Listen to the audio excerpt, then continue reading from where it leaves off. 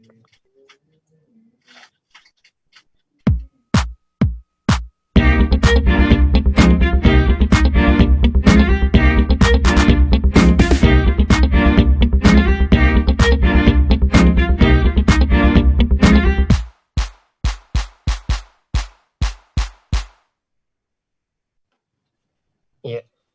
Bismillahirrahmanirrahim. Assalamualaikum warahmatullahi wabarakatuh.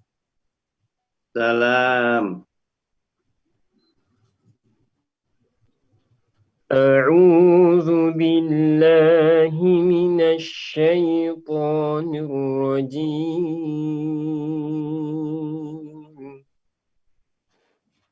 بسم الله الرحمن الرحيم.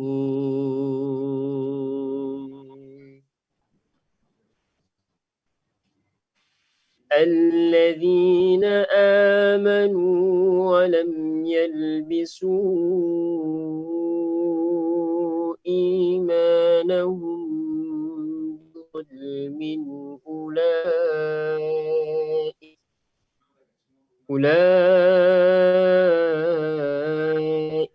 لهم الأمن وهم مهتدون. وتلك حجتنا آتيناها إبراهيم على قومه نرفع درجات من نشاء إن ربك حكيم عليم. ووهبنا له إسحاق ويعقوب كلا هدينا ونوحا هدينا من قبل ومن ذريته داود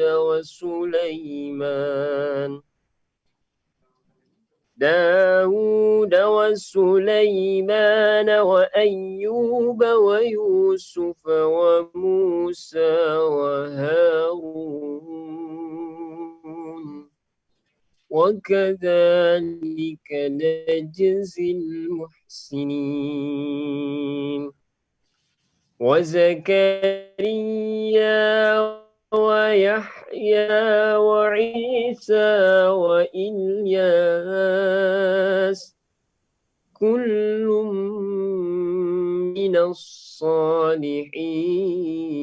الصالحين وإسماعيل واليسع ويونس ولوطا وكلا فضلنا على العالمين. صدق الله العظيم. Assalamualaikum warahmatullahi wabarakatuh. Salam. Warahmatullahi wabarakatuh. Bismillahirrahmanirrahim. Assalamualaikum warahmatullahi wabarakatuh. Dear leaders dan calon leaders seluruh Indonesia, alhamdulillah pada malam ini kita bertemu kembali pada acara Indonesia Leaders Talk, sebuah acara talk show yang membahas isu-isu terkini dan fundamental dan menghadirkan dua pembicara tetap kita, Pak Mardhani Alisera dan juga Bung Rocky Gerung. Assalamualaikum Pak Mardhani. Salam warahmatullahi wabarakatuh. Matur nuwun Pak Prof Suteki, Giatmo, Atmo, Sugito. Ya, dan juga alhamdulillah dan terima kasih pada narasumber tamu yang juga sudah hadir pada malam ini.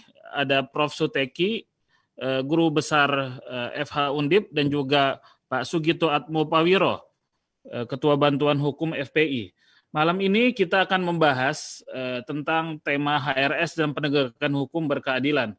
Sahabat-sahabat sekalian, dalam beberapa pekan belakangan ini, rasa keadilan kita semua terusik di seluruh Indonesia menyaksikan adanya peristiwa penembakan hingga terbunuhnya 6 anggota Laskar FPI, dan juga yang terakhir adalah ketika Imam Besar Habib Rizik Syihab HRS dijadikan tersangka terkait dengan kasus pelanggaran protokol COVID pada yang berupa kerumunan pada acara peringatan Maulid Nabi Muhammad SAW dan juga acara pernikahan anak beliau. Di tengah situasi juga di data yang lain ada jutaan pelanggaran COVID di seluruh Indonesia gitu ya. Tetapi yang mengusik rasa keadilan kita di antara berbagai peristiwa ini HRS dijadikan tersangka. Malam ini kita akan membedah dari berbagai macam sisi. Yang pertama juga nanti kita bisa mendengar langsung ya setelah dari Pak Mardhani memberikan pengantar, kita akan bisa mendengar langsung bagaimana peristiwa realnya dari Pak Sugito ya yang sebagai Ketua Bantuan Hukum FPI, dan juga nanti Prof. Suteki kita harapkan bisa memberikan pandangan dari sisi keilmuan ya, akademisi, dan juga dari segi filosofis bagaimana sebenarnya dari sudut pandang kenegaraan peristiwa yang sedang berlangsung kita ya, yang mengusik rasa keadilan dan penegakan hukum di Indonesia. Baik, untuk pertama dipersilakan ke Pak Mardhani Alisera ya sebagai tuan rumah untuk memberikan pengantar terkait tema kita pada malam ini. Kasih Bang Haldi, izin Prof. Suteki, Sugito, dan rekan-rekan sekalian. Bismillahirrahmanirrahim. Assalamualaikum warahmatullahi wabarakatuh. Alhamdulillah. Allahumma sholli ala Sayyidina Muhammad. Amma ba'd. Selamat malam dan salam sejahtera untuk kita semua. Bahagia sekali malam ini kita membahas satu tema yang sangat fundamental tentang penegakan hukum berkeadilan, mengambil jendela kasus Habib Rizik Syihab ya. Mas Haldi, suara saya terdengar dengan jelas kah? Terdengar jelas, Pak. Jelas. Saya izin Prof dan teman-teman sekalian memandangnya dari perspektif bagaimana negara harus hadir mewujudkan hukum yang berkeadilan. Jendela Habib Rizik karena sangat aktual.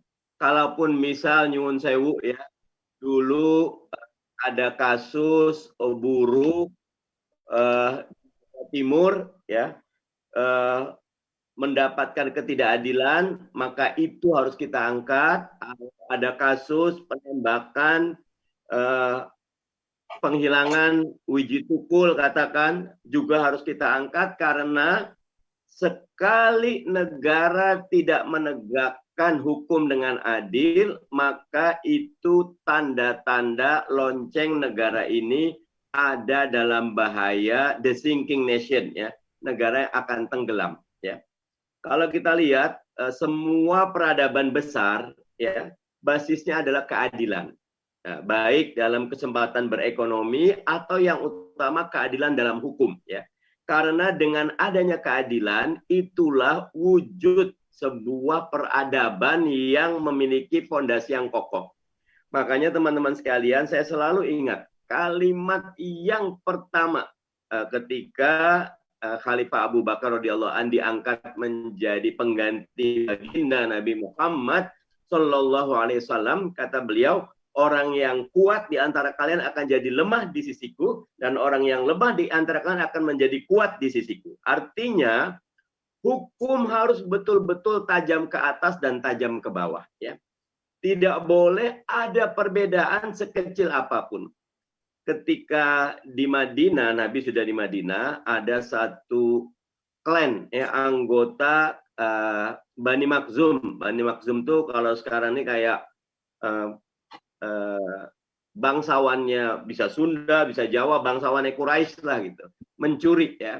Mereka mencoba membujuk melalui anak angkatnya Nabi Zaid agar hukuman potong tangannya dikurangi atau diturunkan derajatnya. Maka baginda Nabi mengatakan, wallahi demi Allah, laukanal Fatimah, kalau Fatimah yang mencuri, aku yang akan memotong tangannya. Jadi betul-betul negara harus hadir, dan ini tidak mudah ya.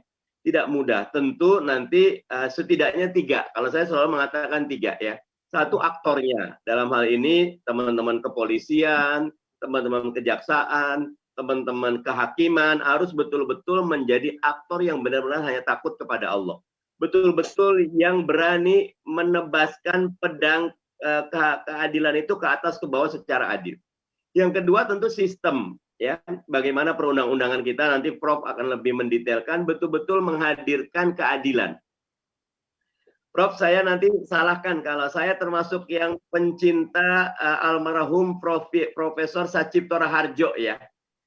Ketika menggunakan bahwa hukum itu harus ada landasan sosiologisnya, harus ada rasanya. Makanya saya selalu bilang, Prof, Habib Rizik jangan dihukum. Ajak Habib Rizik sebagai bagian untuk menerapkan undang-undang karantina kesehatan. Habib Rizik dengan kekuatannya akan membuat masyarakat lebih patuh untuk 3M. Pemerintah daerah patuh 3T ya, tracing, treatment sama testing gitu loh. Justru ketika dikriminalisasi seperti sekarang, itu namanya pemerintah bukan mau menyelesaikan COVID ya, tapi ada yang lainnya. Gitu. Nah, jadi sistem ini harus ya.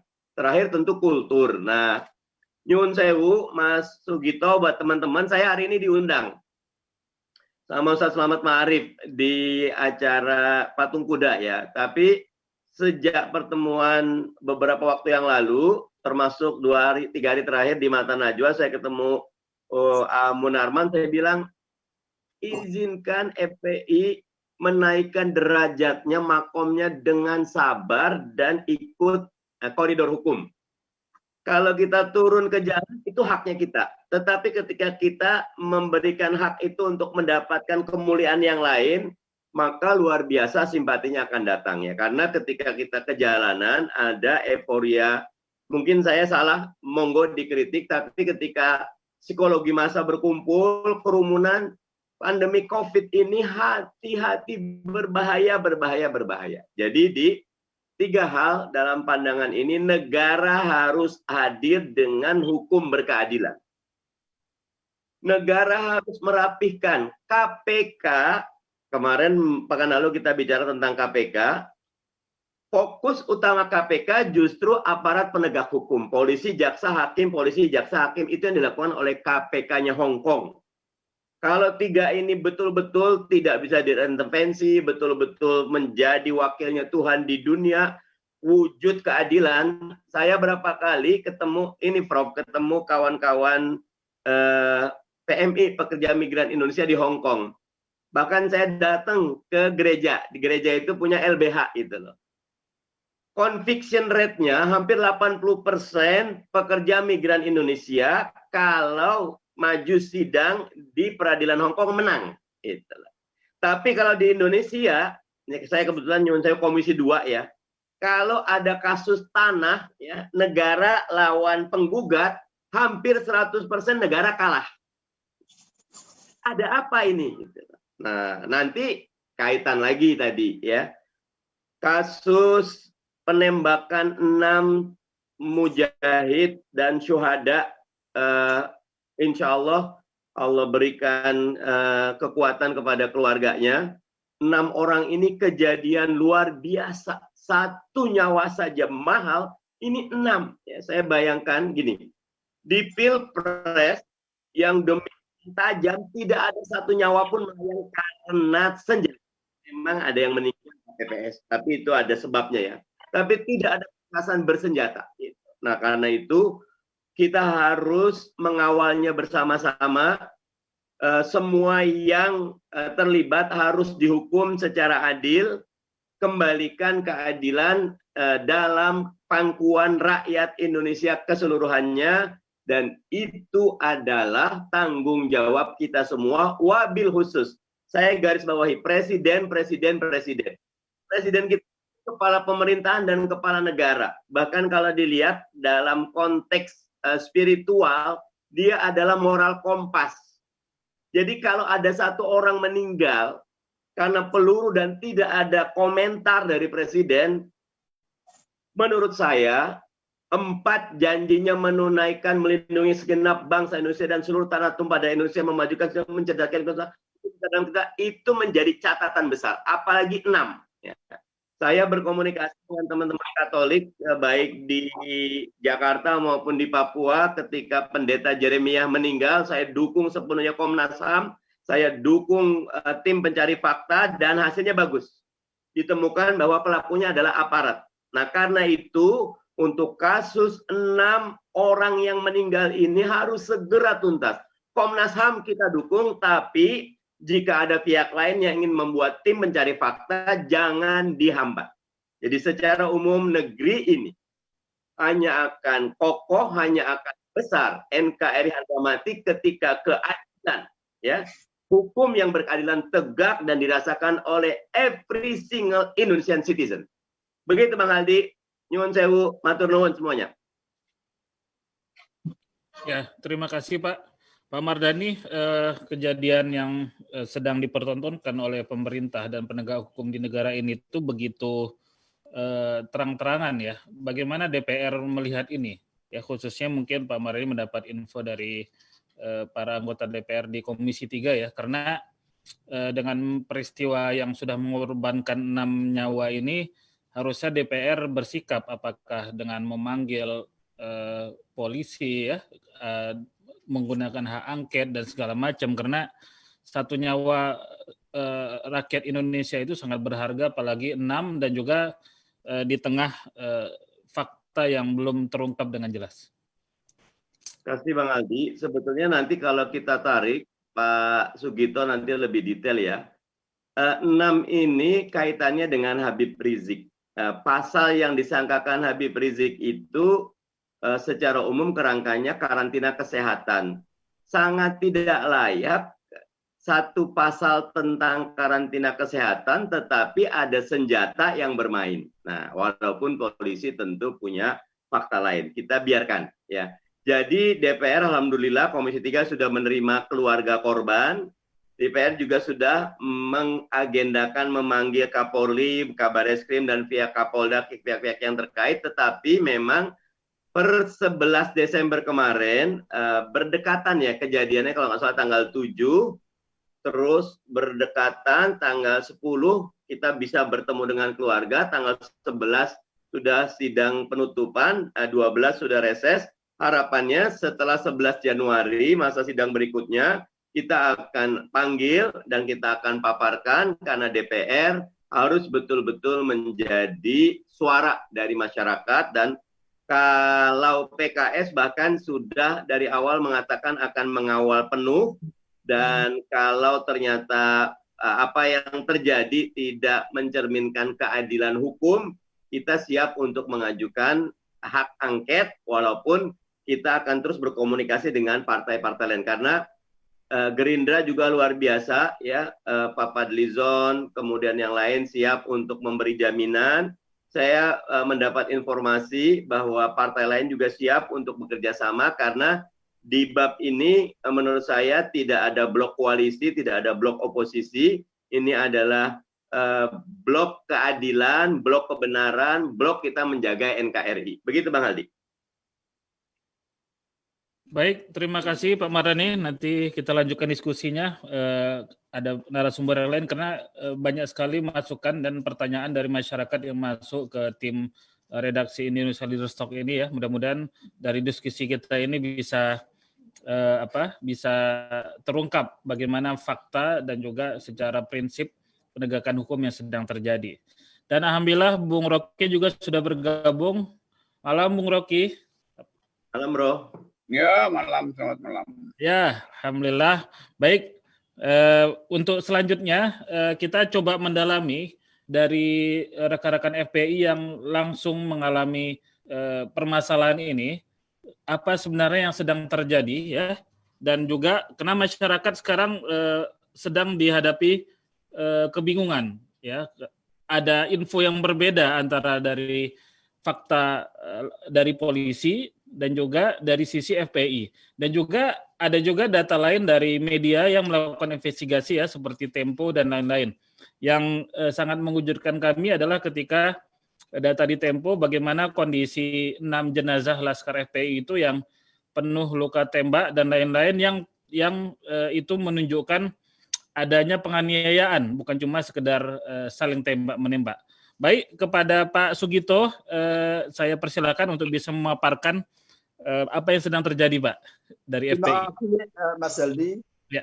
Selamat malam Prof. Teki, selamat malam Bung Mardani, dan selamat malam juga Bung Rocky Gerung. Assalamualaikum warahmatullahi wabarakatuh. Saya sebenarnya ini kurang istirahat. Dari kemarin kita maraton setelah mendampingi Habib Rizik dan 3 tersangka lainnya, sama tambahan lagi 2 tersangka yang menyusul di Polda Metro Jaya. Saya juga harus ke Bandung karena menemani Habib Musin dan beberapa saksi yang lainnya juga kebetulan dipanggil terkait dengan kegiatan yang ada di Megamendung. Tapi begini, sebenarnya menarik terhadap peristiwa penembakan 6 laskar. Pertama, yang menjadi masalah itu kan terkait dengan pemanggilan Habib Rizik. Awal pemanggilan Habib Rizik itu adalah sebagai saksi, bukan tersangka. Jadi ada kepentingan apa, ada keperluan apa, polisi lalu menguntit. Ini yang sebenarnya jadi sumber masalah. Kalau misalnya sudah ada penetapan tersangka, pemanggilan kedua ini kan kemarin itu sebenarnya baru pemanggilan pertama, dan kedua itu pun masih menjadi saksi. Ketika sudah menjadi tersangka dan itu sudah sudah di tingkat penyidikan dan sudah pro justisia, tentunya konsekuensinya akan berbeda. Nah, pada waktu itu Habib Rizik tetap menjalankan aktivitas normal, dan saya juga sudah berdiskusi sama beliau bahwa ini kalau misalnya sudah tingkat penyidikan dan sudah menjadi tersangka, tentunya treatmentnya akan berbeda. Jadi harus dihadapi dengan hati-hati, tentunya dengan prosedur hukum. Nah, karena pada waktu itu belum ada pemanggilan, Habib Rizik tetap melakukan aktivitas secara normal, pengajian dengan keluarga, kumpul dengan keluarga besar, tausiah dengan teman-temannya. Jadi untuk pemantauan Habib Rizik itu tidak hanya pada waktu di Sentul ataupun di Megamendung, tapi pada waktu awal beliau pun sudah selalu diikuti. Jadi Habib Rizik itu dianggap sebagai oposan non partai yang harus dipantau. Padahal dia sebagai warga negara yang baik punya hak untuk melakukan apapun selama itu tidak bertentangan dengan hukum dan undang-undang. Itu yang pertama. Yang kedua, saya tidak akan berbicara panjang lebar, tapi langsung ke pokok persoalan. Bahwa terhadap rombongan mobil Habib Rizik, kita tidak pernah tahu bahwa itu adalah polisi. Mereka itu adalah orang yang tidak dikenal, tapi mengikuti. Tapi dalam persepsi teman-teman kelaskaran bahwa ini adalah bagian dari pemerintahan, tapi itu siapa kita tidak tahu. Jadi kita berjalan dengan normal, iring-iringan, tapi setelah di tol, kok ini seperti ada yang mengganggu, ikut masuk ke rombongan Habib Rizik. Tentunya teman-teman laskar harus menjaga posisi Habib Rizik supaya aman. Jangan sampai terjadi apa-apa. Tapi singkat cerita, tentunya teman-teman sudah baca di semua media, bahwa akhirnya terjadilah yang terjadi. 6 laskar meninggal. Nanti dikaji akan lebih serius, tapi kita akan langsung ke pokok persoalan. Bahwa pada waktu jam 1 dini hari, kami berkomunikasi dengan teman-teman. Ini kemana yang lainnya? Saya dapat informasi bahwa hilang. Tapi pada waktu pagi, jam 9 pagi, ada informasi atau jam 11 pagi dari Polda Metro Jaya, Kapolda Metro Jaya, presiden bahwa 6 laskar tersebut telah meninggal dunia. Kami kaget. Dan itu yang mengikuti pada waktu kejadian itu rupanya aparat kepolisian. Jadi secara prinsip maka polisi harus bertanggung jawab. Itu yang kedua. Yang ketiga, mengenai masalah korban, mengenai masalah apa yang terjadi di lapangan.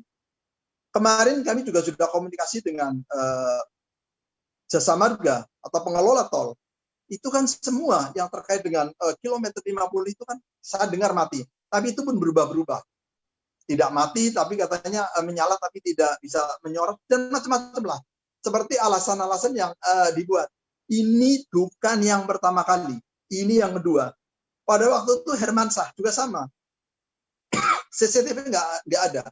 Tidak ada yang yang hidup. Ini kan jadi menarik ketika sebuah fasilitas umum yang seakan-akan demi penegakan hukum dimatikan. Bagaimana kita bisa membuktikan secara hukum supaya jelas dan adil? Tapi hukum itu tidak berdiri sendiri. Pasti nanti ada elemen-elemen yang mendukung yang akan terungkap kebenarannya seperti apa. Itu yang ketiga. Yang keempat, terus bagaimana akhirnya? Bahwa setelah mendapatkan informasi ada 6 laskar meninggal, kita semuanya kalang kabut, kita semuanya kaget, kita menghubungi keluarganya, dan kita semuanya dalam kondisi yang sangat panik terhadap korban. Bagaimana kita mengantisipasinya, siapa pelakunya? Tapi sudah diakui bahwa seakan-akan oleh pihak kepolisian terjadi tembak-menembak. Walaupun itu banyak kejanggalan. Bahkan di awal diperlihatkan pistol ada 2 dan ada beberapa senjata tajam. Hal-hal yang semacam ini yang tidak masuk akal pasti nanti akan terungkap. Siapapun yang menutupi menyangkut mengenai masalah kesalahan orang, menyangkut mengenai masalah ketidakadilan, pasti nanti akan terungkap. Karena banyak kejanggalan yang ditutup itu akan terbuka kembali. Itu yang ketiga. Yang keempat, bagaimana sekarang ini? Jadi setelah terjadinya 6 laskar gugur, maka kami komunikasi dengan Habib Rizik. Dan sepertinya Polda Metro Jaya juga tetap tegas akan memanggil Habib Rizik, akan menangkap Habib Rizik, dan macam-macam lah. Yang itu menurut saya tidak bijak dalam kondisi yang sedang berduka. Saya temui Habib Rizik pada hari Kamis dan hari Jumat, beliau mengatakan bahwa kalau memang saya dipanggil, saya akan hadir. Karena ini posisinya sebagai tersangka. Dan kami sudah komunikasi dengan penyidik. Beliau akan hadir hari Senin. Tapi karena kondisinya darurat dan kondisinya semakin tidak tak terkendali, akhirnya Habib memutuskan akan datang lebih awal hari Sabtu. Karena ini demi kebaikan laskar, demi kebaikan keluarga. Akhirnya mereka datang. Habib Rizik datang. Pasal apa yang dituduhkan? Ini yang menarik. Bahwa kalau menyangkut mengenai masalah pasal 93, Undang-Undang nomor 6 tahun 2018 mengenai karantina kesehatan, atau juga pasal 216, itu kita it's okay lah. Tapi tiba-tiba ada pasal 160 mengenai masalah penghasutan. Yang itu menjadi dasar supaya Habib Rizik bisa ditahan. Pasal 160 itu terkait apa? Apakah terkait dengan ajakan orang untuk untuk hadir di acara Maulid Nabi dan di acara pernikahan atau di acara yang lain? Kalau misalnya itu penghasutan terkait dengan kegiatan semacam itu, saya kira ini salah alamat. Tapi kalau penghasutan terkait dengan kebencian terhadap pemerintahan atau apapun yang itu bisa dibuktikan bahwa itu dilakukan oleh Habib Rizik dan menimbulkan sesuatu masalah, mungkin kita bisa berdiskusi. Tapi yang penting begini bahwa setahu saya kalau penghasutan yang terkait dengan pasal 160 itu kan delik material, bukan delik formil, harus ada kejadiannya. Ini benar-benar penegakan hukum yang menurut saya ini sangat serampangan diterapkan dan hanya ingin menjerat Habib Rizik. Dan ini menurut saya sangat memprihatinkan. Bahkan setelah itu beberapa saksi dari teman-teman laskar juga sudah dipanggil, tapi ini sudah terjadi. Tapi pesan Habib Rizik cuma satu, terhadap pelanggaran HAM Barat yang terkait dengan 6 laskar, kita harus konsisten untuk membuat tim independen pencari fakta. Jadi kita tidak boleh tergantung dengan sepenuhnya pemerintah. Bahkan tadi pagi saya baca berita mengenai masalah Komnas HAM, bahwa pelakunya itu kan bagian dari kepolisian, itu akan mengalami kesulitan mengungkap. Ini kan jadi tanda tanya, bagaimana sebuah lembaga Komnas HAM yang seharusnya berdiri paling depan untuk penegakan hukum, apalagi ini menyangkut masalah kejahatan HAM, itu harus konsisten dan berani dengan segala risiko. Ini yang makanya dari Habib Rizik mengatakan harus ada tim independen mencari fakta supaya lebih transparan. Bahkan kami sudah komunikasi dengan Pak Busro Mukodas terkait dengan 6 mayat Laskar FPI. Kalau misalnya diperlukan untuk forensik ulang, itu tidak ada masalah. Dari Pak Busro siap untuk untuk mensupport dari dokter-dokter Muhammadiyah. Jadi inilah yang sebenarnya kami cukup prihatin dan kami cukup sedih. Sekarang sudah terjadi, tapi kalau misalnya Pak Presidennya sendiri seperti menganggap bahwa apa yang terjadi ini tidak perlulah dibentuk tim independen mencari fakta, kami kok jadi sangat pesimis. Tapi kami juga tetap optimis bahwa ada pihak-pihak lain yang bisa nanti akan mengungkap dan tentunya masyarakat juga akan bisa menilai. Kenapa? Ini dianggap sama dengan kejadian di Sigi. Itu kan konflik horizontal. Ini adalah kejahatan kekuasaan atau pemerintahan terhadap rakyatnya, terhadap warga negaranya. Ini berbeda. Ini harus dikaji. Ini 6 nyawa. Jangan sampai itu dianggap hal yang biasa saja. Jadi untuk itu kami butuhlah masukan dari Prof. Suteki, dari Bung Rocky Gerung, dari Bung Mardhani Alisera. Kita harus bekerja sama bagaimana kita bisa mengungkap sebenarnya mengenai masalah kejadian 6 Laskar. Yang jelas, apa yang dilakukan oleh pihak kepolisian mengguntit Habib Rizik bukan sebagai buron, bukan sebagai DPO, ini adalah suatu hal yang bertentangan dengan hukum dan kita harus kaji. Terima kasih. Assalamualaikum warahmatullahi wabarakatuh. Waalaikumsalam warahmatullahi wabarakatuh. Pak Sugito, terkait dengan langkah-langkah hukum yang akan ditempuh oleh FPI, apakah nantinya juga FPI akan melibatkan masyarakat secara umum untuk mengungkapkan ini, karena isu ini sudah menjadi masyarakat merasa memiliki dan ingin tahu bagaimana penegakan hukum terkait dengan kasus ini. Jadi begini, kalau terhadap penetapan tersangka Habib Rizik, kita melakukan pra-peradilan yang tersangka, dan itu sudah didaftarkan, tapi sidangnya sepertinya akan mundur karena libur panjang dan ada pandemi yang tentunya nanti akan diumumkan lebih lanjut, tapi itu sudah didaftarkan dan akan disidangkan. Itu yang pertama. Yang kedua, yang lebih penting tetap kita konsentrasi terhadap 6 Laskar. Ini yang sangat-sangat penting. Jadi sudah ada dukungan dari tokoh masyarakat dan lembaga-lembaga yang terkait dengan penegakan hukum dan HAM, itu sudah 146 orang. Sekuat apapun ditutupi, kalau misalnya itu memang banyak kejanggalan atau salah prosedur, tetap nanti akan terungkap. Tidak sekarang, bisa yang akan datang. Tapi kami tidak akan pernah berhenti berjuang untuk mengungkap kejadian 6 Laskar yang meninggal dunia ini. Karena simpang siur dari pihak kepolisian seakan-akan terjadi tembak-menembak, seakan-akan terjadi perlawanan dari teman-teman 6 Laskar. Saya sudah konfirmasi sama keluarga, dan saya juga sudah konfirmasi dengan Habib Rizik dan teman-teman yang lainnya. Setahu saya, FPI tidak pernah punya senjata pistol. Setahu saya semacam itu.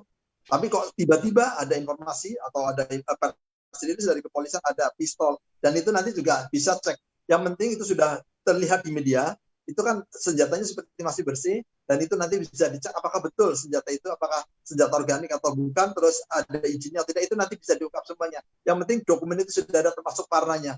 Kalau misalnya nanti ada perubahan, pasti akan terungkap. Tapi yang jelas teman-teman FPI tidak sejauh itu.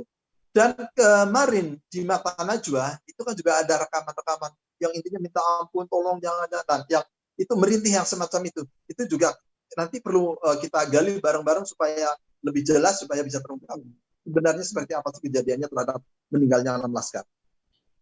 Iya, Pak Sugito. Jadi ini banyak masukan.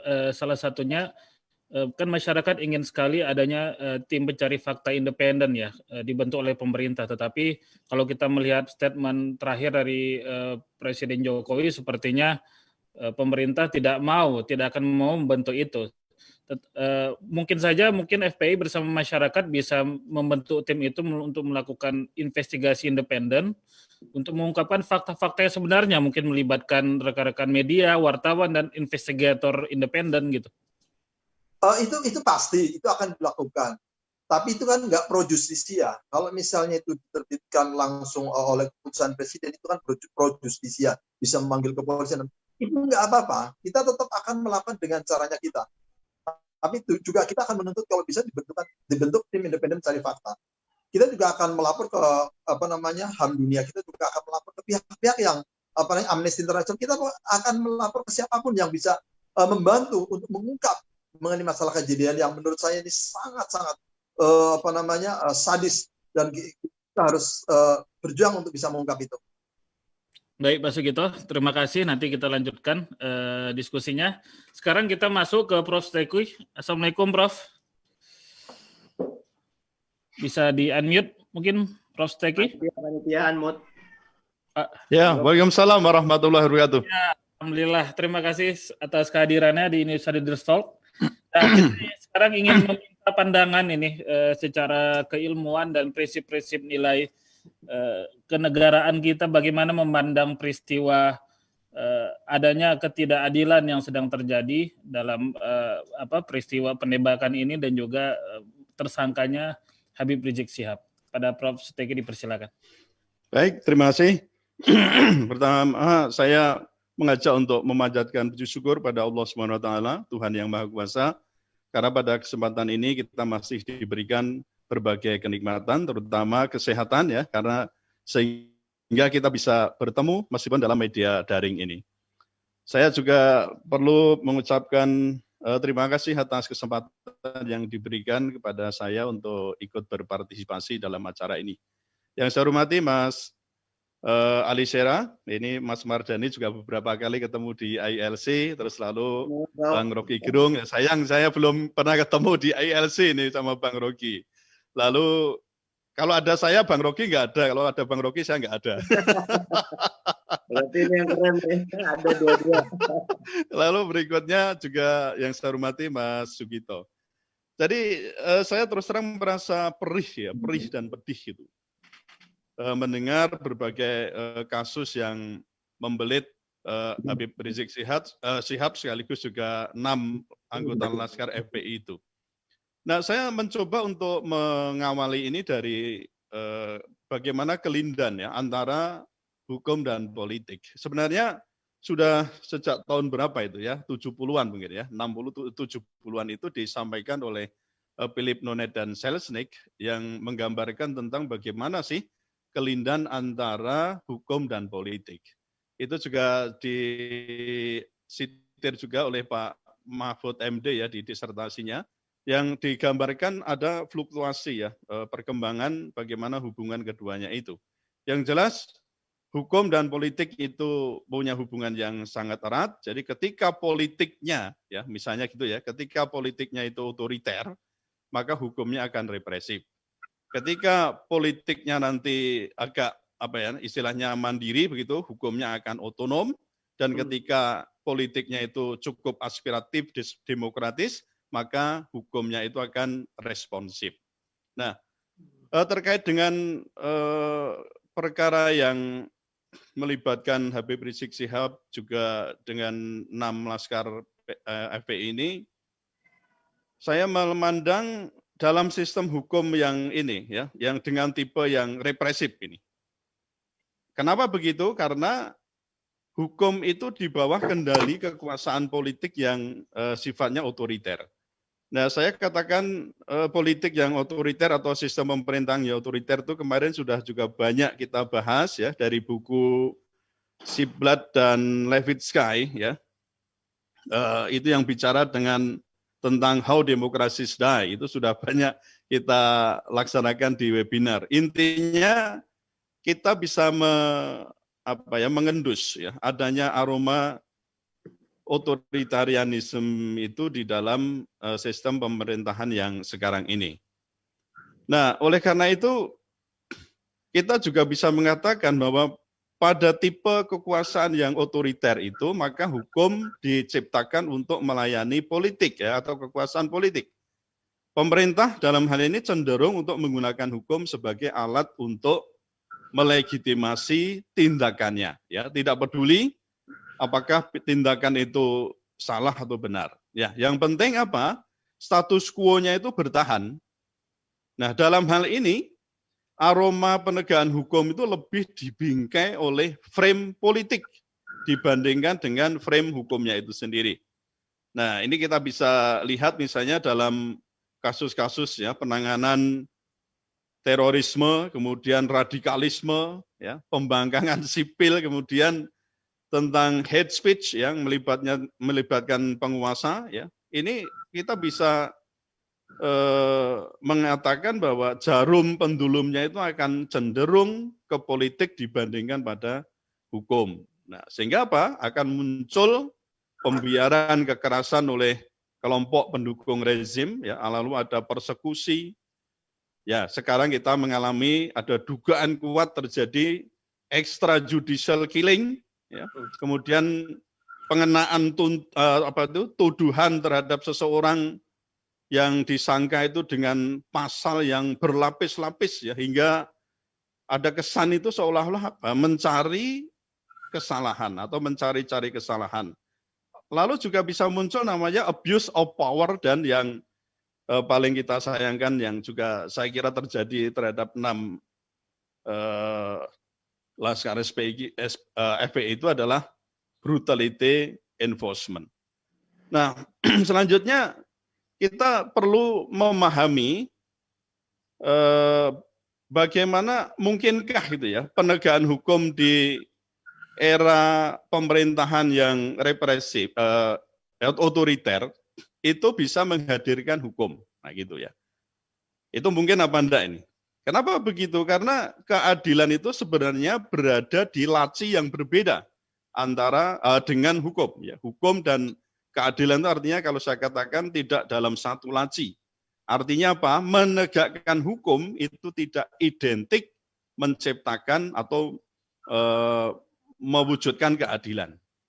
Ya, keadilan itu sebenarnya lebih berada di laci moral yang oleh Ulpianus itu dirinci menjadi 3 prinsip dasar. Yang pertama, ini dalam bahasa Latin ya dikatakan honeste vivere. Istilahnya itu ya to be honest in your life. Jadi jujurlah dalam kehidupanmu. Jujur ya, tidak bohong, tidak menyebarkan kebohongan, berita bohong dan seterusnya. Yang kedua adalah alterum non laedere. To hurt no one, tidak melukai, tidak merugikan orang lain. Lalu yang ketiga adalah sum quique tribuere, to give the right to the others. Jadi berikanlah hak itu kepada orang lain. Nah, jadi tadi saya katakan hukum dan keadilan itu tidak dalam satu laci. Bahkan secara konseptual ya, menurut Gustav Radbruch itu ya dengan triadismenya istilahnya itu ya. Keduanya antara hukum dan keadilan, kalau hukum itu kan kemudian diwakili oleh hukum negara ya, dengan mengutamakan prinsip namanya kepastian hukum. Nah ini dari sisi yuridisnya. Sedangkan yang kedua tadi keadilan, itu sebenarnya tinjauan dari sisi filosofis. Kan gitu. Kalau Gustav Radbruch itu kan menggagas, yang tadi sudah disinggung Bang Mardhani, bahwa hukum itu memiliki 3 nilai dasar juga. Dari sisi filosofis harus memenuhi unsur justice, keadilan. Dari sisi yuridis itu harus memenuhi unsur kepastian hukum. Dari sisi lain sosiologis, maka hukum itu harus memenuhi unsur ekspediensi atau lebih tepatnya pada utility ya, kemanfaatan. Nah, ketika keadilan itu berhadapan dengan hukum, dalam arti adalah kepastian ya, yang diwakili dengan hukum negara, contohnya misalnya dengan KUHP misalnya, Radbruch itu mengatakan begini, where statutory law is incompatible with justice requirement, statutory law must be disregarded by a judge. Jadi ketika hukum negara itu bertentangan atau tidak bersesuaian dengan pencarian keadilan itu, maka hukum negara harus diabaikan oleh hakim.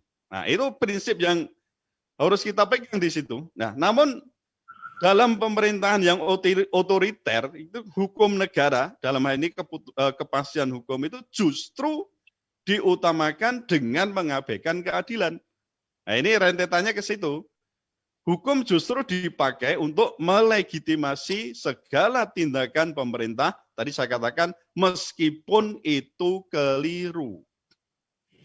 Nah, terkait dengan penanganan ya, mulai dari penangkapan hingga penahanan Habib Rizik Syihab, kita perlu bertanya, apakah penegakan hukum itu berorientasi pada pencarian keadilan dan juga kebenaran atau tidak? Nah, menurut hemat saya, ini pendapat saya, ya, jawabannya adalah tidak. Mengapa begitu? Karena dari sisi normatif pun itu kita bisa menemukan berbagai pelanggaran hukum dan juga itu persoalan keadilan. Apa itu pelanggaran hukumnya itu? Ya, pelanggaran hukumnya itu bisa dikatakan, kalau menurut ini ya, saya teliti itu karena apa? Sejak misalnya pejabat itu meneriakkan slogan, ya saya katakan slogan, negara tidak boleh kalah dan aparat hukum itu dilindungi. Nah, ini bisa keliru ya di dalam penerapannya. Misalnya begini, ini beberapa catatan saya akibat penerapan yang keliru terhadap slogan ini, terutama ini dikerjakan atau dilakukan oleh polisi dalam melakukan pekerjaannya. Yang pertama ini, standar penegakan hukum itu tidak jelas. Saya sering mengatakan SSK, ya suka-suka kami gitu ya. Kenapa begitu? Ya karena penegakan hukum itu bisa dibilang ya suka-suka aparat penegak hukum. Polisi itu bisa menangkap jika mau, membiarkan laporan jika mereka suka. Ya. Polisi juga bisa menangguhkan jika berkehendak.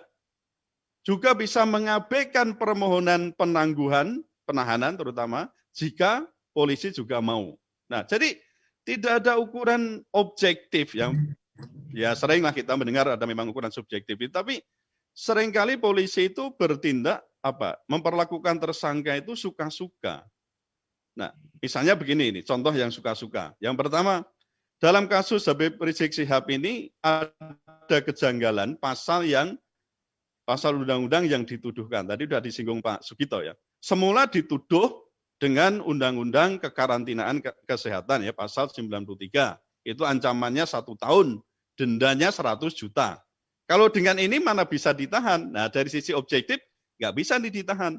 Nah, belakangan justru yang menjadi core itu adalah pasal 160 KUHP terkait dengan penghasutan yang diancam dengan ini penjara 6 tahun.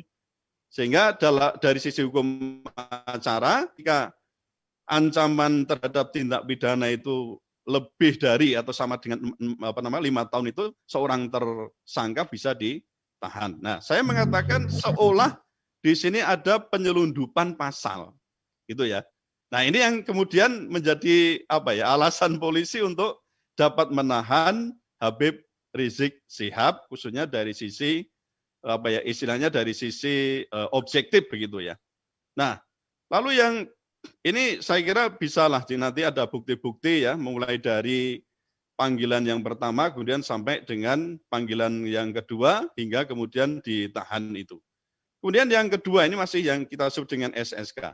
Penahanan dilakukan ya sebelum pemeriksaan pada bisa dikatakan substansi delik gitulah ya. Saya mendengar dari Mas Munarman itu kan ditanya wartawan pemeriksaannya sampai jam berapa, padahal sudah sampai malam itu.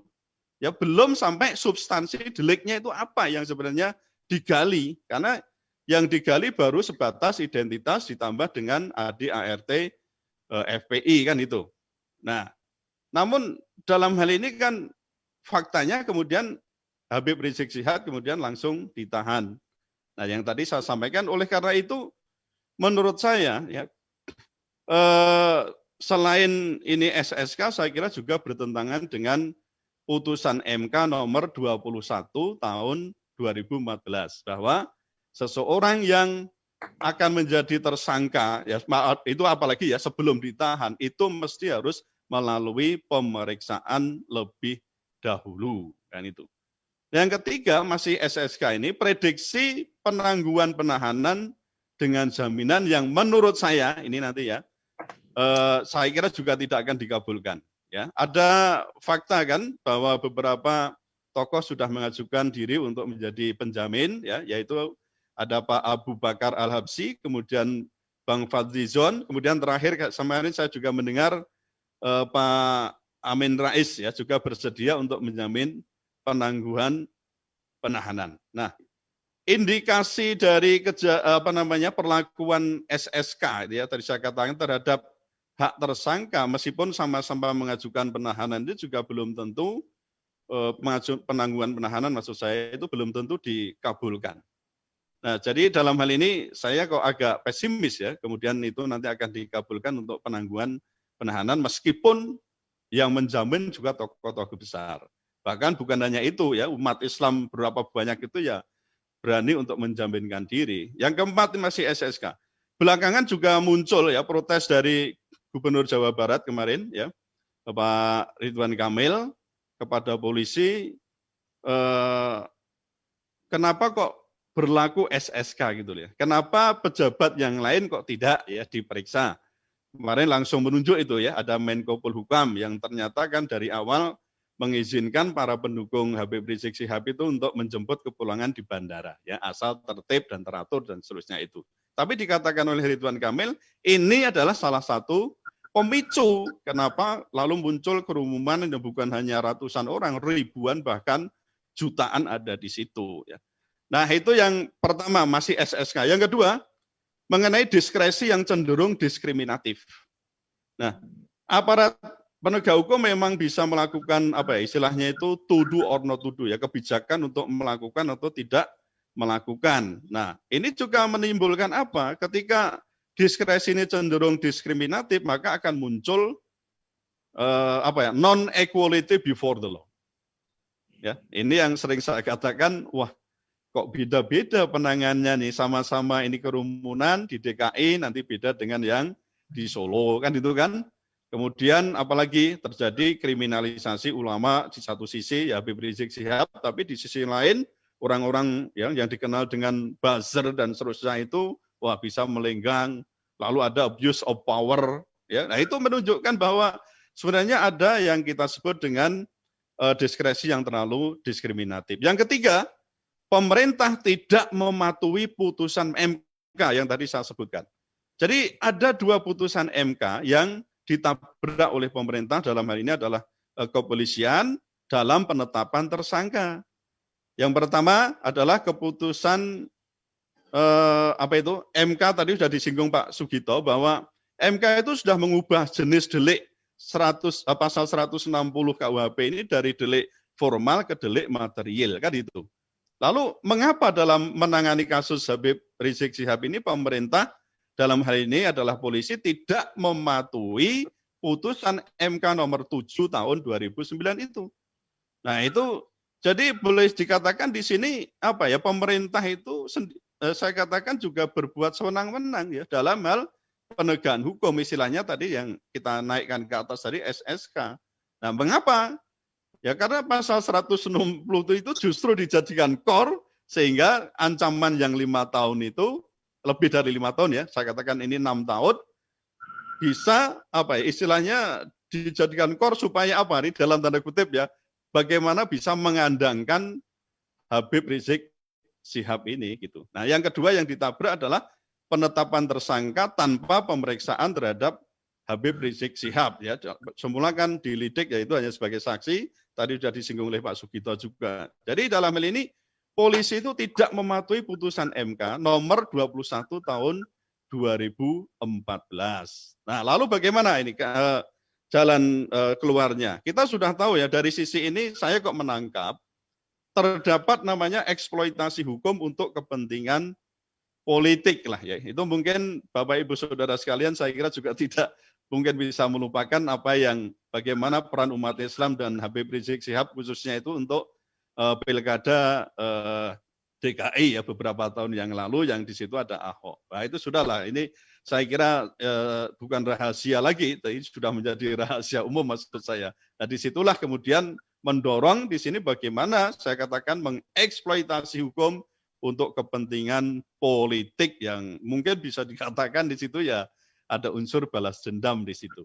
Nah saya menawarkan satu solusi, hendaknya kita menggunakan hukum progresif itu, kalau perlu ya kita melakukan yang disebut dengan policy of non-enforcement of law, yaitu apa? Kebijakan untuk tidak menegakkan hukum. Saya setuju dengan Bang Mardhani tadi, lebih baik HRS itu dibebaskan ya, tidak usah dihukum ya, tapi kita ajak bagaimana untuk mengatasi pandemi COVID-19. Kemudian yang kedua terkait dengan terbunuhnya 6 anggota Laskar FPI itu lebih baik segera dibentuk tim gabungan pencari fakta. Saya kira demikian, sudah panjang lebar saya bicara supaya juga mendapat gambaran yang lebih lengkap. Assalamualaikum warahmatullahi wabarakatuh. Assalamualaikum Prof. Terima kasih Prof. Suteki. Ini terkait dengan rekonstruksi kasus yang sudah dilakukan oleh polisi, Prof. Suteki. Yang pertama kita melihat dan mendengar sendiri penjelasannya bahwa rekonstruksi ini tidak melibatkan pihak FPI ya, hanya sepihak dari polisi.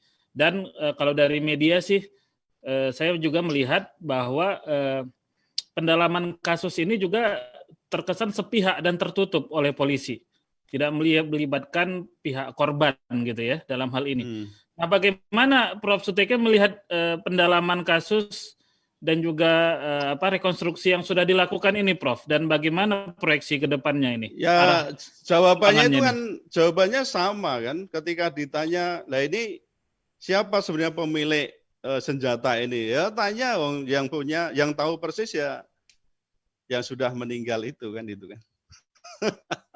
Tahu maksud saya? Jadi kalau mau tahu senjata itu sebenarnya milik siapa, dari mana, maksudnya dari mana, ya tanya itu yang punya sudah meninggal, mau tanya di mana. Maksud saya begini, jadi misalnya yang dalam hal ini investigasi itu dilakukan hanya oleh pihak kepolisian, ya tentu sebenarnya nggak hanya kepolisian ya, diajak juga mestinya ada Komnas HAM, ada Kontras, tapi kayaknya Komnas HAM tidak juga hadir di situ ya, tidak bisa menghadiri. Nah, tentu ini kalau dilakukan sepihak, tentu informasinya juga sepihak.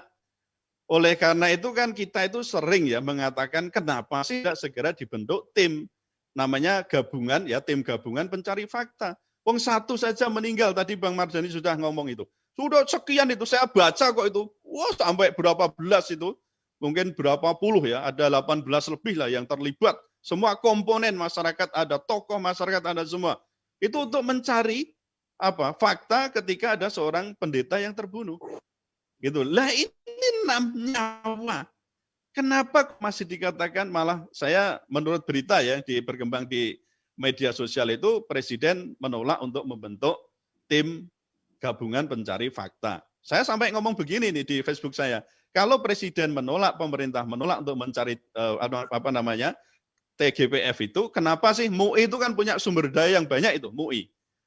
Nah, saya mengatakan begini Bang Mardhani, kalau Presiden dan DPR tidak mau membentuk TGPF, kita minta tolong aja lah sama MUI yang juga punya sumber daya banyak juga kan di situ. Atau kalau bisa, maukah misalnya perguruan tinggi dilibatkan? Bagus. Itu loh, lah kan ya kita masih memandang perguruan tinggi itu masih bukan netral, tapi ya mestinya punya idealitas yang cukup lah. Toh kita ada perguruan tinggi macam-macam kan, ada perguruan tinggi pertahanan, kepolisian, ada perguruan tinggi di bidang apalagi psikologi, ada bidang macam-macam banyak. Ada, kenapa kita kok kesulitan gitu loh. Nah ini berarti apa? Kembali kepada political will pemerintah. Tapi ketika political will pemerintah nggak ada, ya masyarakat mestinya terutama DPR yang sudah kita kasih mandat sebagai wakil rakyat itu, bentuk dong. Kalau perlu ngajak MPR kalau gitu. Untuk ini MPR sebagian ada DPD, kenapa itu nggak bisa kita libatkan? Begitu Bang Mardhani. Jadi menurut saya jangan kemudian kita, karena pemerintah dalam ini Presiden tidak bersedia untuk membentuk TGPF, lalu ngelokro semua. Saya mendorong ini DPR dan MUI atau mungkin dengan elemen masyarakat yang lain bentuk TGPF, meskipun mungkin tadi Pak Sugito mengatakan dari sisi pro justisia kurang bisa kuat karena apa? Kita nggak punya kekuatan untuk memanggil orang-orang yang dipandang memiliki informasi gitu loh. Ini masalah besar. Tapi kalau yang manggil DPR apa nggak bisa? Bisa gitu loh maksud saya. Loh, DPR itu bisa manggil saya kok untuk datang DPR memberikan keterangan. Apa yang sulitnya di situ? Gitu Kang Bang Mardhani ya. Betul. Ya, itu baik, Mas. Terima kasih Prof. Suteki. Nanti kita lanjutkan lagi diskusinya. Berikutnya kepada Bung Rocky Gerung. Bung Rocky. Oke, ya. Terima kasih. Bagaimana Bung Rocky pendapatnya terkait dengan kasus HRS dan FPI ini? Lanjut. Lanjut. Ini kasus yang kalau dikasih judul, sebetulnya Festival of Torture. Bisa dapat suara saya? Dapat Prof. Oke. Dapat Prof. Jadi saya mau terangkan dulu itu secara akademis sempurna itu, karena kadangkala kita seolah-olah sekedar mendengar slogan, lalu slogan itu kita anggap sebagai kebenaran itu. Kenapa, saudara moderator? Nggak dengar saya? Dengar, Prof. Oke, kalau dengar coba moderator konsentrasi itu supaya saudara bertanya nanti ada mutunya itu. Betul. Lanjut, Prof. Saya lanjutkan ya. Ya. Narasi yang dihidupkan dari istana adalah negara tidak boleh kalah. Dengan kata lain, negara harus menang at all cost. Itu kedunguan pertama dari kekuasaan. Dari mana ada diktumnya bahwa negara tidak boleh kalah? Negara itu adalah part di dalam sistem hukum kita. Kalau negara bikin kesalahan, terus negara bilang kita tidak boleh kalah, kita harus menang. Maka segala cara akan dipakai untuk memenangkan negara itu. Itu yang diucapkan Presiden Jokowi. Dan nggak ada ahli hukum yang membahas itu. Kecuali tadi Prof. Teki mengucapkan soal Gustav Radbruch itu. Saya terangkan, saudara. Karena ini sangat penting gitu. Begitu Presiden bilang negara tidak boleh kalah, maka seluruh aparat menganggap bahwa negara harus dibenarkan. Ini masalahnya. Itu artinya Presiden abuse of judicial power. Abuse judiciary. Dia menghina pengadilan karena dia mendahului pengadilan.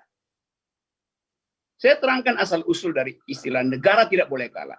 Itu adalah prinsip di dalam negara Jerman ketika Jerman dihuni dan dikendalikan oleh Hitler. Di zaman Nazi lah prinsip itu diucapkan. Negara tidak boleh kalah. Waktu pemimpin Nazi mulai diadili di tahun 46, Gustav Radbruch yang diterangkan oleh Prof. Sutegi tadi datang dengan dalil yang terbalik. Bahwa hukum positif negara itu isinya adalah kejahatan, karena itu harus dibalik prinsipnya. Jadi dasar pikiran ini yang nggak dimengerti oleh para pembisik Presiden Jokowi di istana. Mereka nggak paham tentang logik dari negara tidak boleh kalah. Mereka nggak paham tentang sejarah hukum. Mereka nggak paham tentang legal philosophy itu. Nah, ini duduk perkaranya di situ sebetulnya. Jadi prinsip negara tidak boleh kalah itu adalah positivisme in optima forma. Pemberlakuan pasal hukum positivistik di tingkat yang paling tinggi itu. Kalau begitu buat apa ada pengadilan kalau Presiden udah bilang negara tidak boleh kalah? Jadi yang mesti dikalahkan siapa? Rakyatnya. Karena ini otak yang tidak lengkap. Masuk di dalam pembicaraan publik. Lalu semua anggap itu benar itu. Kan prinsip bahwa hukum itu menjamin keadilan. Artinya masukkan ke pengadilan. Bukan negara tidak boleh kalah. Negara bisa dikalahkan di pengadilan. Ini logika beginian kok nggak pernah diajarin itu. Ini simple logic itu. Jadi kita ada di situ sebetulnya dalam keadaan stateism, negaraisme, segala sesuatu negara harus dibenarkan. Inilah contoh dari kemampuan kekuasaan mengolah negara di dalam keadaan kepanikan karena legitimasi berkurang, bahkan merosot, lalu dicari cara negara tidak boleh kalah. Loh, nggak ada urusan negara dengan pemerintah. Pemerintah tidak boleh menganggap dia adalah negara. Itu artinya dia menjadi sama dengan Louis XIV. L'état c'est moi. Aku adalah negara itu. Karena itu negara tidak boleh kalah karena aku tidak boleh dikalahkan itu. Jadi pikiran semacam ini yang membuat kita buruk di dalam menghadapi soal-soal keadilan. Negara hukum ini dianggap negara hukum artinya negara yang harus bisa diakses secara sama oleh warga negara yang berbeda. Bukan dianggap, kan ini slogannya begitu banyak. Equality before the law, artinya semua orang sama di depan hukum. Enggak begitu prinsip John Locke. Equality before the law artinya hukum harus sama diakses oleh orang yang berbeda. Itu prinsipnya.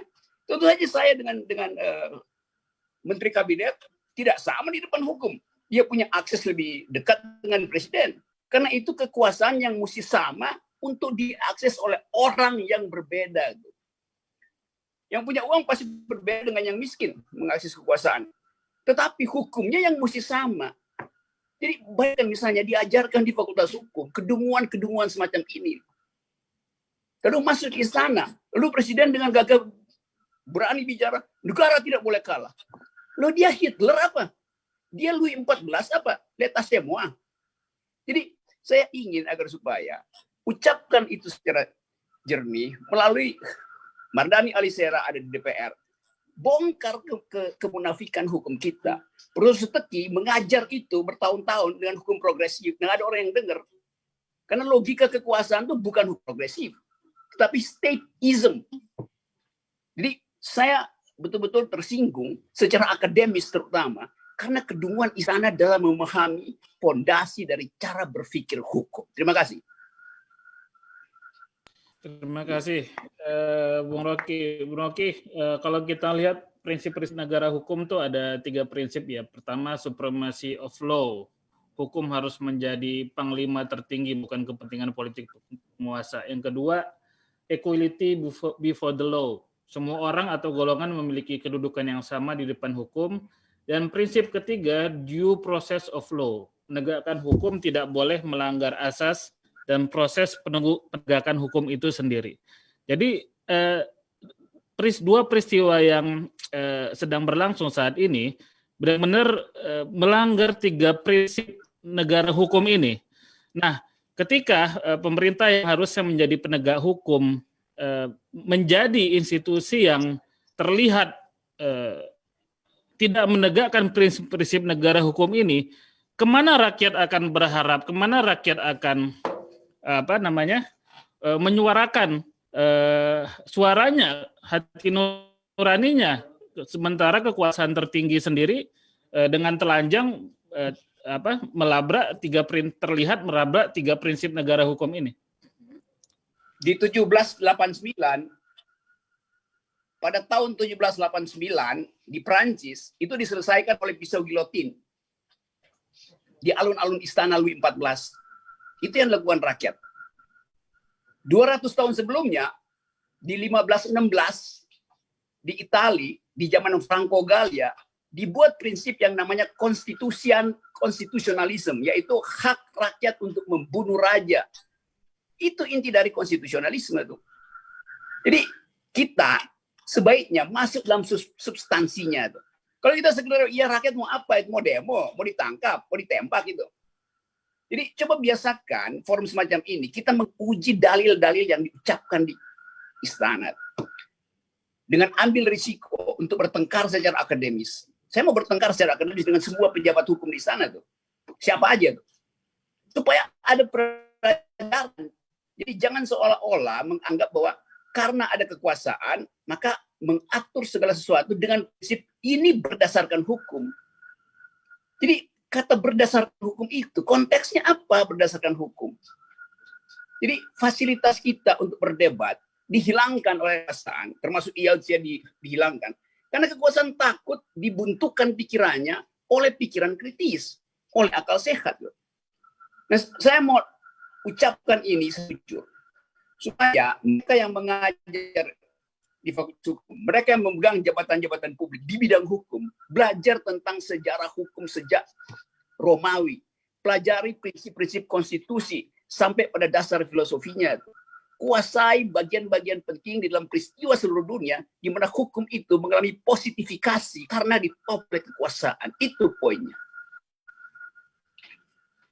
Baik, terima kasih Bung Rocky. Saya ingin kembali ke Profesor Suteki. Prof, pertanyaan yang sama dengan Bung Rocky. Ini ketika rakyat menyaksikan pemerintah sebagai instrumen negara yang harusnya menjadi menegakkan hukum, tetapi rakyat melihat sana justru pemerintah yang bagaimana rakyatnya harus ke dunia internasional gitu. Atau tadi seperti Prof. Rocky bilang mencontohkan seperti era revolusi di Prancis gitu ya. Di unmute, Prof. Mohon maaf, tolong di unmute. Panitia. Siap. Ya, siap. Ya.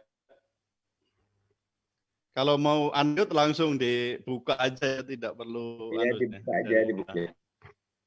Jadi kalau di sisi politik gitu ya, sebenarnya kan ada ya beberapa mendobrak kekuasaan itu kan dibenarkan. Misalnya ya, Anda mau mengatakan apa ketika Indonesia mau merdeka itu? Apakah di Indonesia tidak ada kekuasaan? Tidak ada pemerintah yang berkuasa? Ada. Pemerintah kolonial kan begitu. Nah, kemarin banyak yang mengatakan, wah ini namanya apa istilahnya kalau melakukan people power, apalagi pemberontakan, wah itu pasti itu kan keliru kan itu.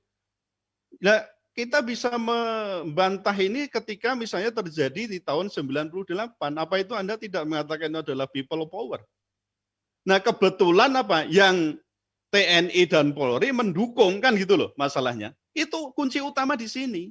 Jadi ketika sekarang misalnya kita ingin meniru reformasi jilid 2 misalnya, itu juga resikonya besar. Anda melakukan people power, polisi dan TNI tidak membackup, amblas masuk penjara semua itu. Nggak percaya, itu silakan tuh tanya siapa ini Bang siapa Bintang Pamungkas, kemudian yang beberapa yang kemarin ya ditangkap itu karena dikira itu akan menggerakkan atau melakukan makar dan seterusnya, itu jadi masalah besar di situ. Nah sebenarnya ada yang lebih soft ya, tapi ini jelas butuh kekompakan yang disebut dengan civil disobedience. Apa itu? Pembangkangan sipil. Yang kemarin dari Jogja itu Mas Zainal Mokhtar ya, ya itu pernah melontarkan juga. Kenapa kita tidak bisa melakukan civil disobedience, pembangkangan sipil? Tapi ini kan sulit karena apa? Karena kita terpolarisasi. Rakyat ini sekarang terpolarisasi.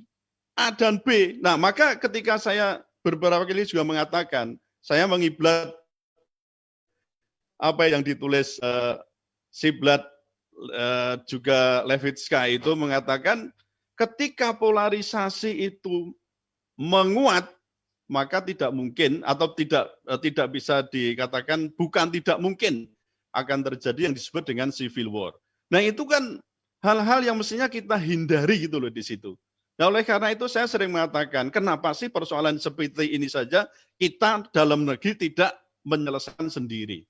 Kalau memang ini nanti investigasi terbentuk, kemudian kita juga berdasarkan pasal 26, kalau untuk HRS saya tadi jelas ya, supaya itu dilakukan namanya policy of non-enforcement of law. Itu ada teorinya. Saya sendiri yang pada tahun 2010 itu ya di pidato pengukuhan saya membuat satu buku ya, satu pidato pengukuhan yang isinya tentang policy of non-enforcement of law. Kebijakan tidak menegakkan hukum. Meskipun jelas itu melanggar hukum, itu melakukan tindak pidana misalnya, loh negara bisa mengampuni gitu loh. Jadi jangan semua berpikir itu pokoknya orang bersalah harus dihukum, dipenjara.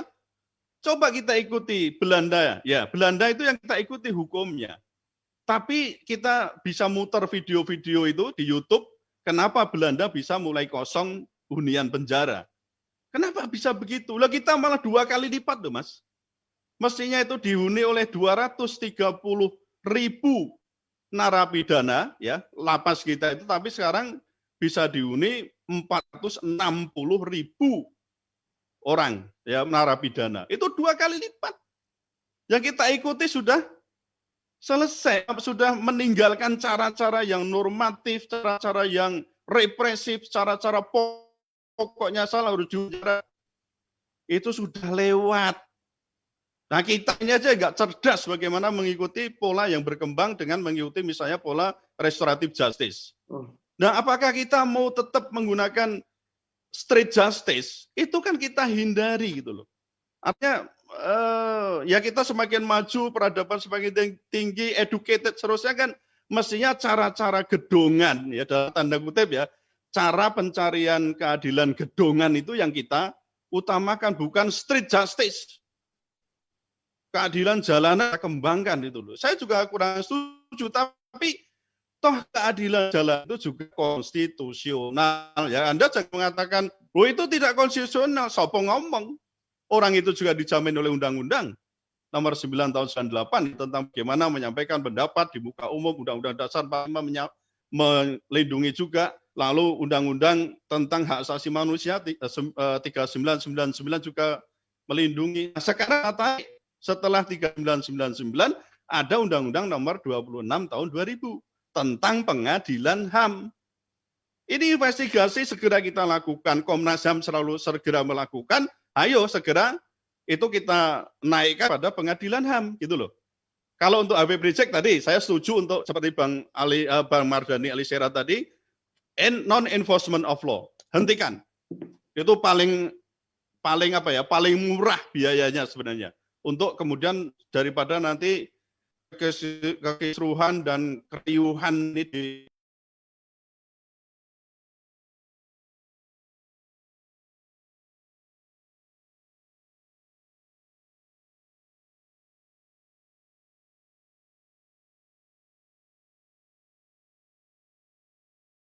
dan itu siapapun lah yang ahli HAM pasti di situ akan mengatakan terjadinya pelanggaran HAM. Soal Anda mengatakan HAM berat atau tidak, kita uji itu karena memang grade-nya kan itu. Apakah ini masuk genosida? Karena ini anggota kelompok. Apakah ini termasuk kejahatan kemanusiaan? Ini pun kita katakan kejahatan berat, HAM berat di sini.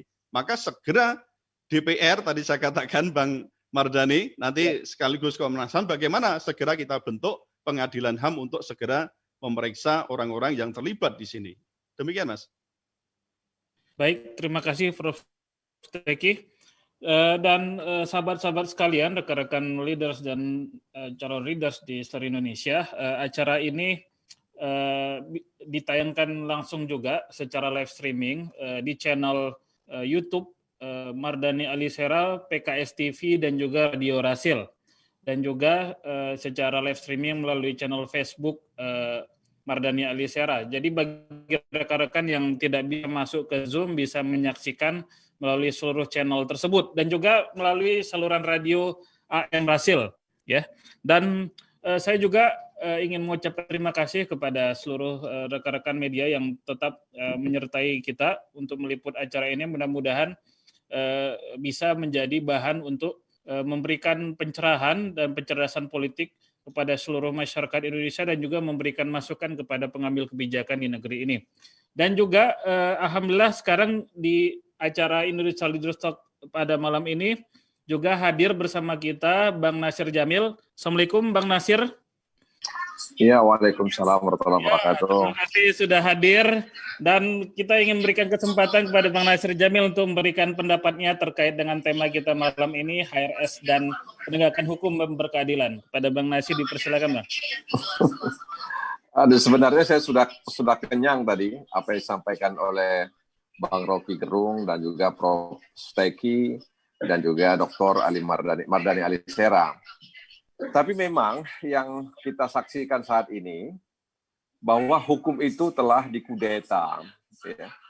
Hukum telah mengalami pesona hukum itu sudah hilang, ya, karena hukum tidak ditegakkan kepada masyarakat dengan cara yang sama.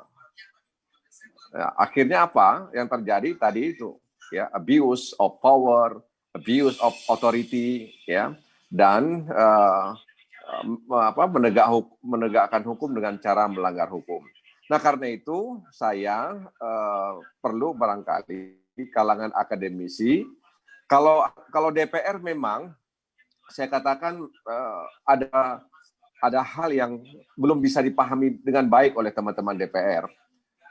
Teman-teman DPR itu diberi mandat oleh rakyat untuk mengawasi pemerintah. Jadi meskipun memang partai-partai politik itu berkoalisi dengan pemerintah, tapi mereka tidak boleh lupa bahwa mereka juga diberi mandat oleh rakyat untuk mengawasi pemerintah. Nah, kalau mengawasi pemerintah, itu juga artinya mengawasi penyelenggaraan negara. Nah, ini yang barangkali tidak begitu dipahami, sehingga ketika teman-teman partai politik yang berkoalisi dengan pemerintah, mereka mereka sungkan untuk mengkritik kebijakan-kebijakan negara, kebijakan-kebijakan pemerintah karena mereka sudah berkoalisi. Padahal mereka juga mendapat mandat dari rakyat untuk mengawasi pemerintah. Nah, disinilah sebenarnya keseimbangan yang harus dijaga oleh anggota-anggota partai politik yang bertugas menjaga mandat rakyat di lembaga perwakilan. Yang kedua, saya ingin sampaikan barangkali kita harus menguatkan Komnas HAM.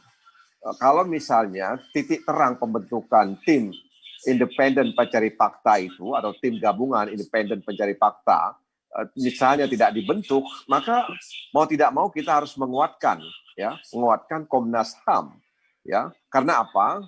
Tadi saya membaca di salah satu media online bahwa ada salah seorang yang pernah Arif Priyono, ya kalau tidak salah, Arif Priyono itu mengatakan bahwa Damanik itu punya hubungan dengan HTI, ya, punya hubungan dengan HTI.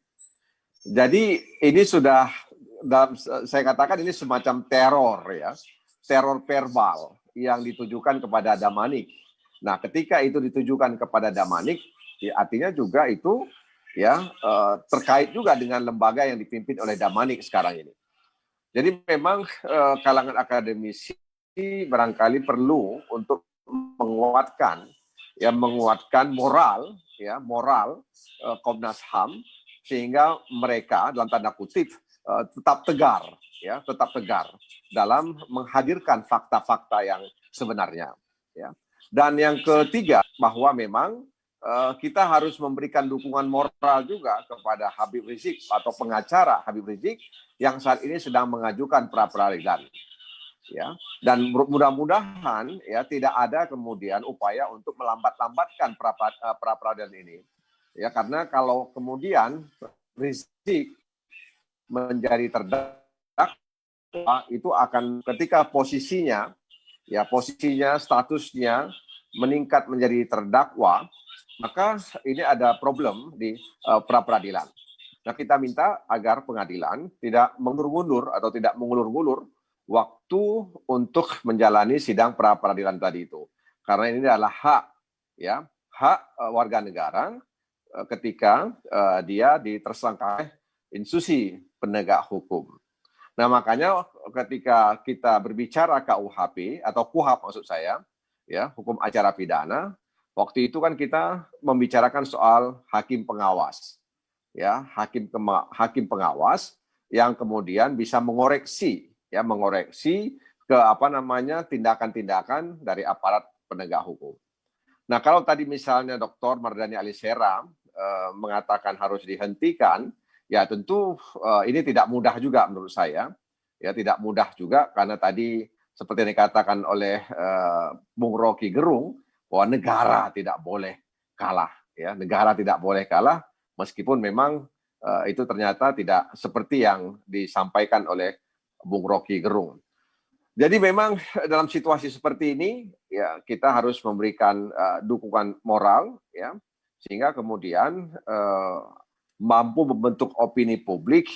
Dan saya juga membaca pendapat-pendapat dari ahli hukum, dari pengamat terkait dengan pasal yang disangkakan kepada Habib Rizik tersebut. Ya, jadi mereka hampir semua mengatakan tidak tepat, ya, pasal itu dikenakan kepada Habib Rizik Syihab. Nah, karena itu mudah-mudahan saja hakim ya yang yang mengadili ya pra-peradilan itu ya bisa memiliki hati nurani, ya, memiliki hati nurani sehingga kemudian pendapat-pendapat hukum yang disampaikan oleh pakar-pakar hukum, akademisi hukum itu kemudian bisa dicerna dengan baik oleh hakim ya, yang bersidang pra-peradilan Habib Rizik tersebut. Tapi memang kalau misalnya ini terus jalan sampai ke jaksa juga punya kewenangan deponering, ya, deponering, ya. Jadi deponering itu kan pernah dilakukan juga kepada Chandra Hamzah, ya, kemudian Bibit Samaryanto, kalau tidak salah waktu itu, kemudian juga Novel Baswedan, ya, alasannya demi kepentingan umum, maka kejaksaan, ya, itu bisa melakukan deponering, ya, mengabaikan itu, ya, untuk kepentingan umum.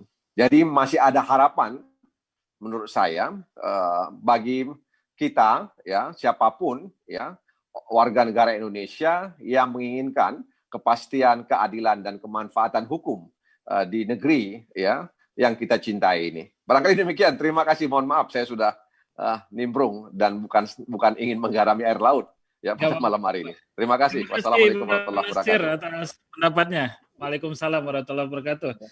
Sahabat-sahabat sekalian, keseluruhan narasumber kita sudah memberikan pendapat dan harapannya. Kesemuanya berpegang pada keinginan kita, harapan kita, cita-cita kita agar pemerintah menegakkan keadilan seadil-adilnya, menegakkan hukum seadil-adilnya, ya, agar negara kita dan rakyat ini punya harapan agar negara kita ini ditegakkan berdasarkan hukum dan memberikan keadilan kepada rakyat Indonesia seluas-luasnya.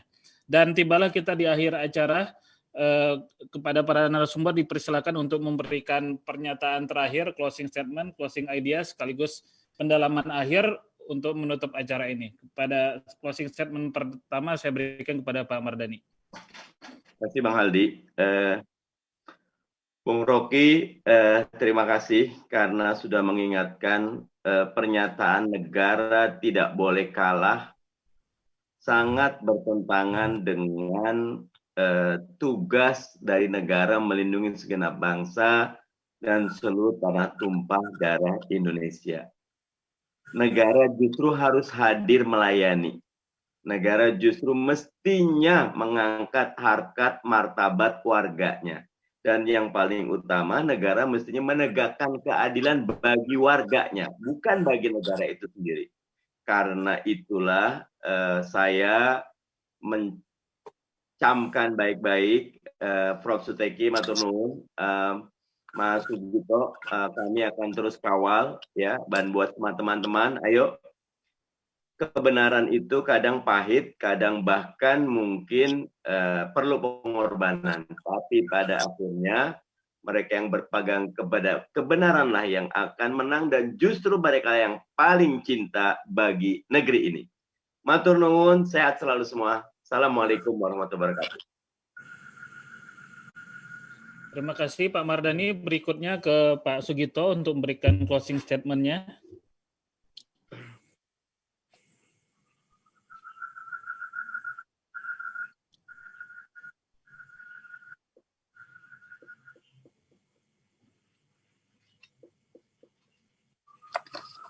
Dibuka mic-nya.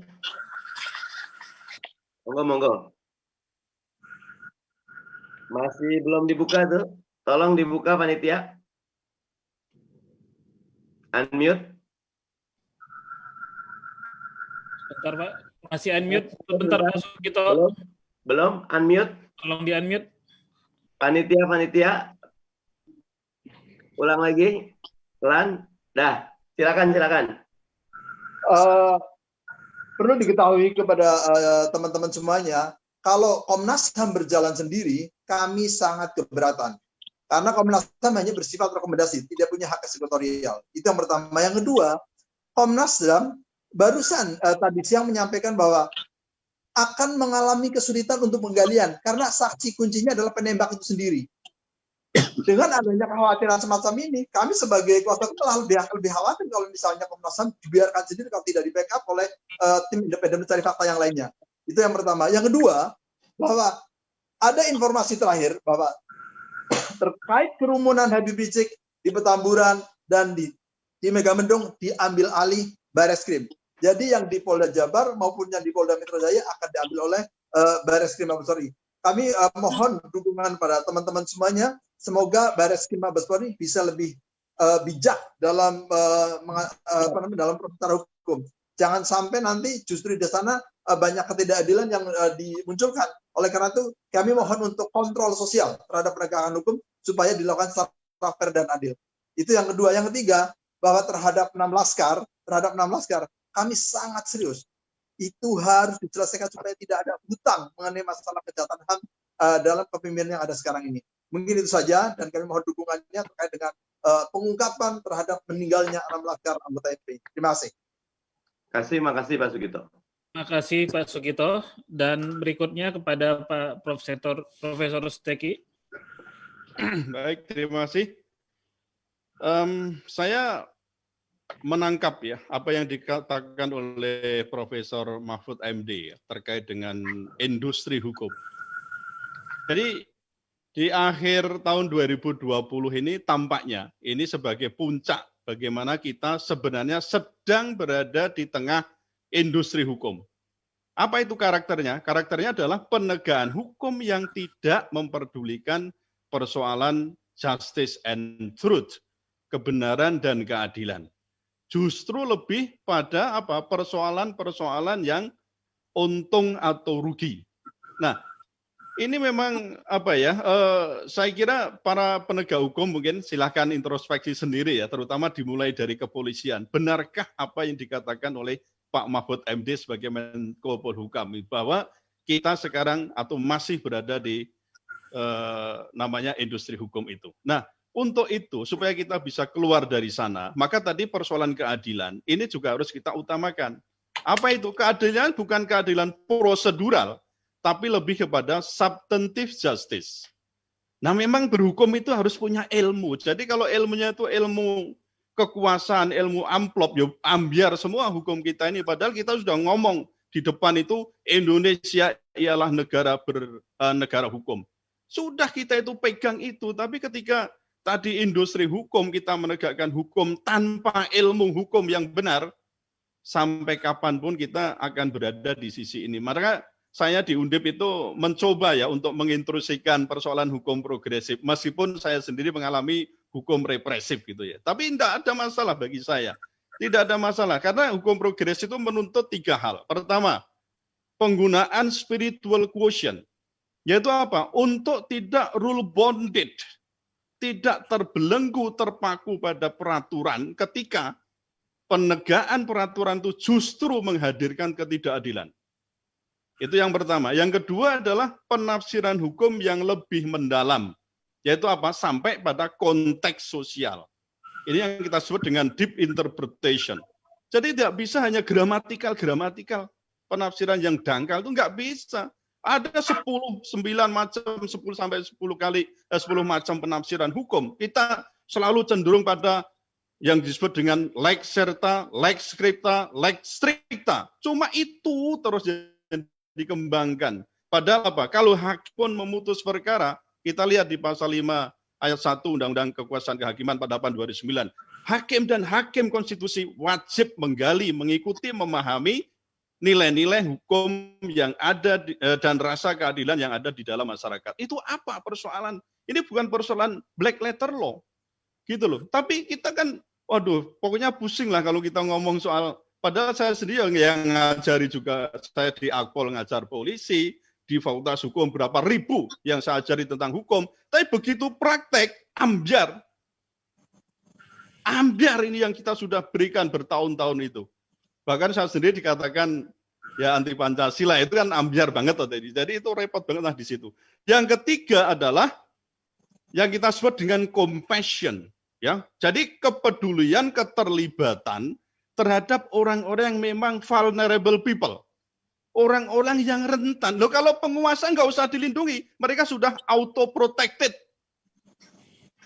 Itu loh, maka kalau ada yang mengatakan negara tidak boleh kalah, dilanjutkan itu, aparat dilindungi hukum, komplit. Kalau mau pakai ini kekuasaan, rampung itu semua.